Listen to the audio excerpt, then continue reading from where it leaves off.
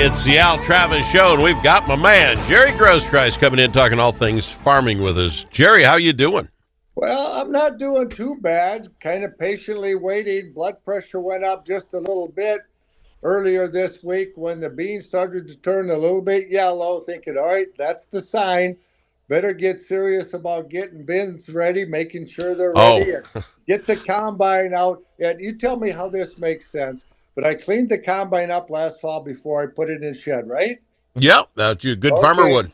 Well, it's a little dusty now, and sometimes there are pigeons flying around that sometimes do what pigeons do. So, first thing I do when I get the combine out, I pressure wash it all off, get it nice and clean and shiny, grease it, do any maintenance, take it out and make one round, and it's all dirty again. Well, I don't even understand. All of you do that. You can't put up a pole barn without putting a pressure washer. Good God, anything be dirty. But it's the dirtiest, crappiest work of all time when you're out there. How long do you think a tractor could stay clean when you're out there? I mean, just the dust alone. Well, and especially even like last year, there was no mud in the Yep. field. It was just dust, and maybe there was a little bit of a dew, and the dust, kind of stayed on it.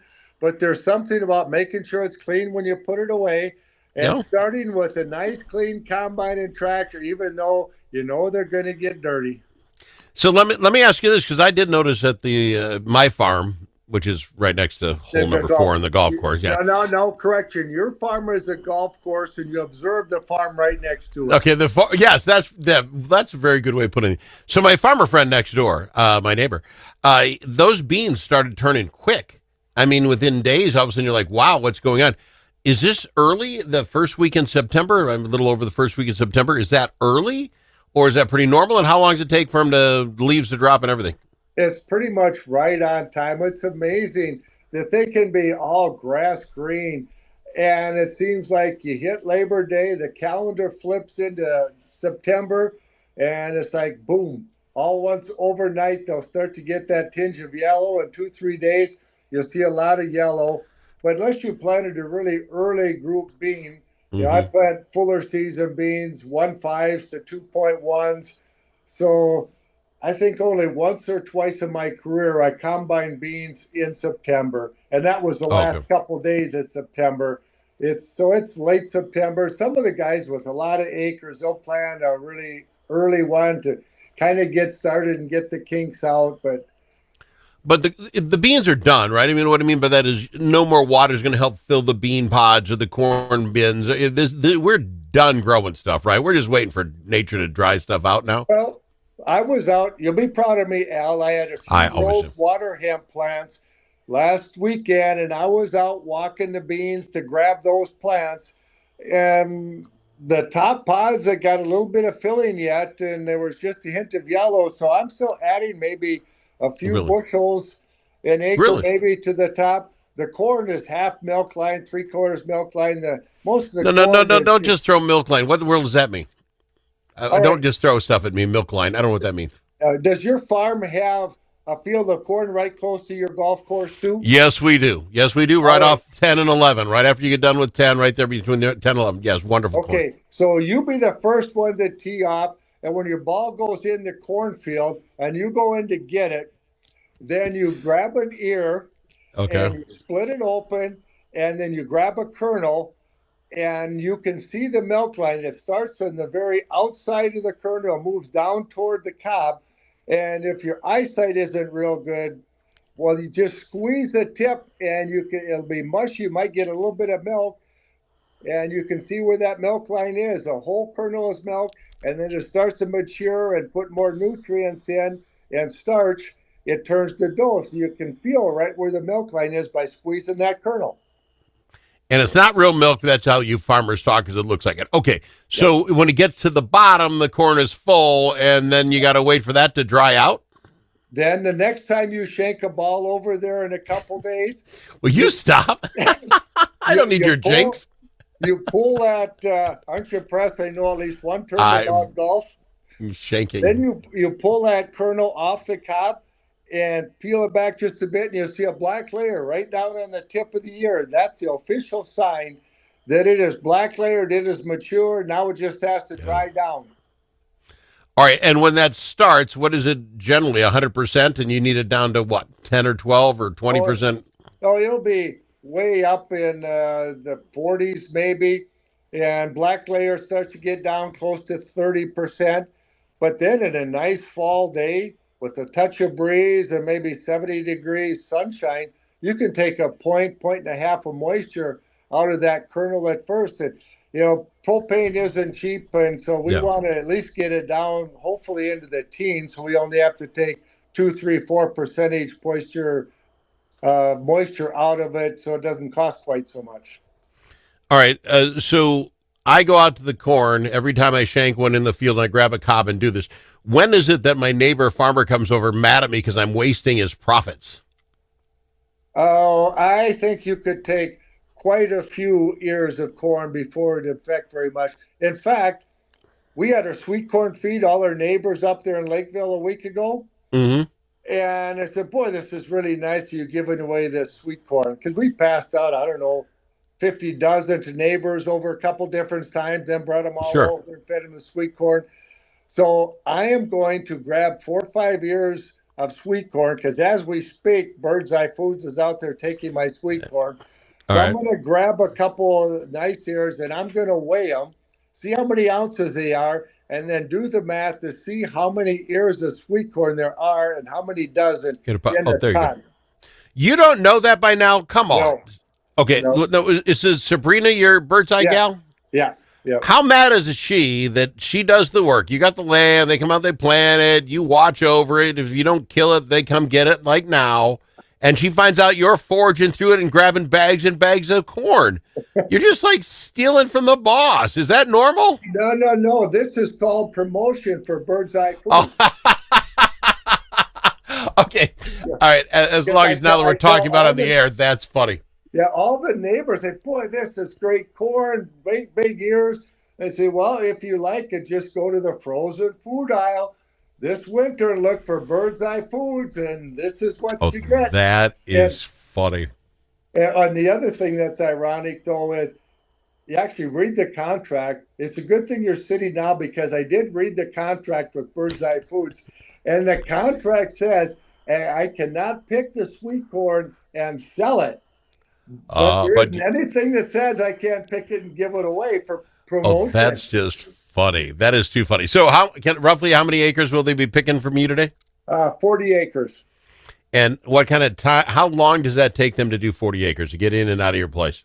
Well, they were supposed to get in, depends on middle of the night, far less than a day if the plant is running fine. They've got a couple, 3 different pickers in different areas, so it all depends on, you know, but just to pick it, if that 8-row picker went steady with the dump carts and the semis, it wouldn't take but a few hours, but it depends on how the plant's running. Sometimes the guys in the picker and the dump cart are sitting there eating lunch, waiting for a semi tractor to get back with an Gotcha. empty trailer.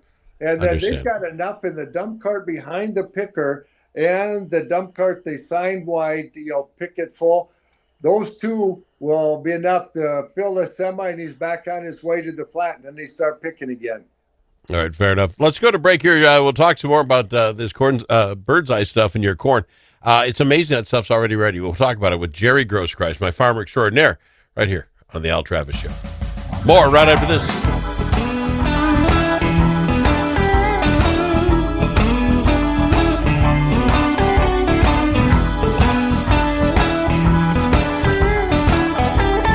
It's the Al Travis Show. We've got him, Jerry Groskreutz, in talking all things farming.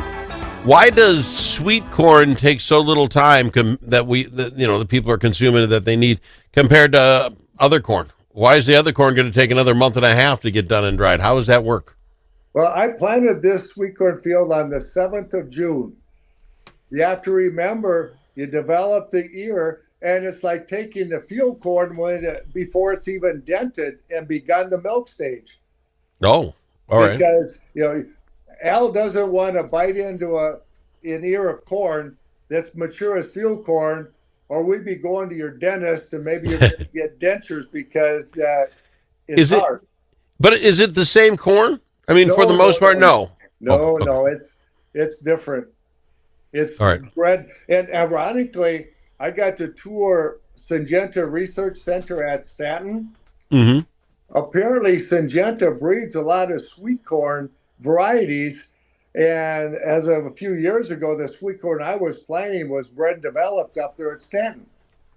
Oh, okay. All right. Fair enough. Yeah, they Yeah. develop varieties of sweet corn, and then they sell them to the Bird's Eyes and the Senecas, Okay.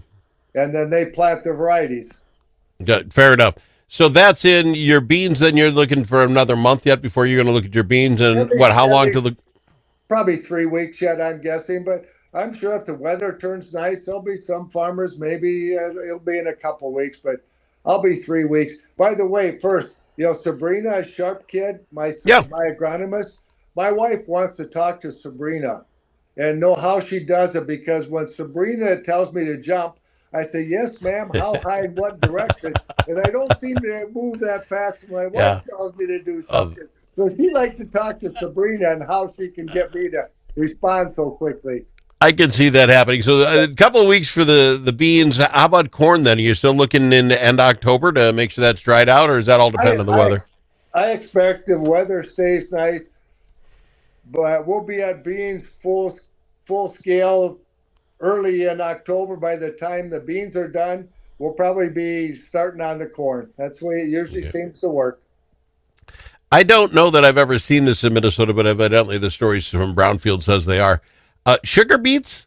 They're harvesting sugar beets. Is that seriously something we do much of here in Minnesota? I guess I didn't know that. Well, I'm really going to date myself now, Al, but I remember growing up down by wells, they grew sugar beets. And the farmers would dig them and they'd dump them in wells right next to Main Street, and they had railroad tracks. And then they loaded them onto rail cars and they hauled them to wherever the processing plant was. And then I think it's American Crystal Sugar, something like that, over toward Hector, New Ulm. They grow a lot of sugar beets over there. It's a farmer-owned co-op. But that's kind of like I grow for Bird's Eye Foods under contract.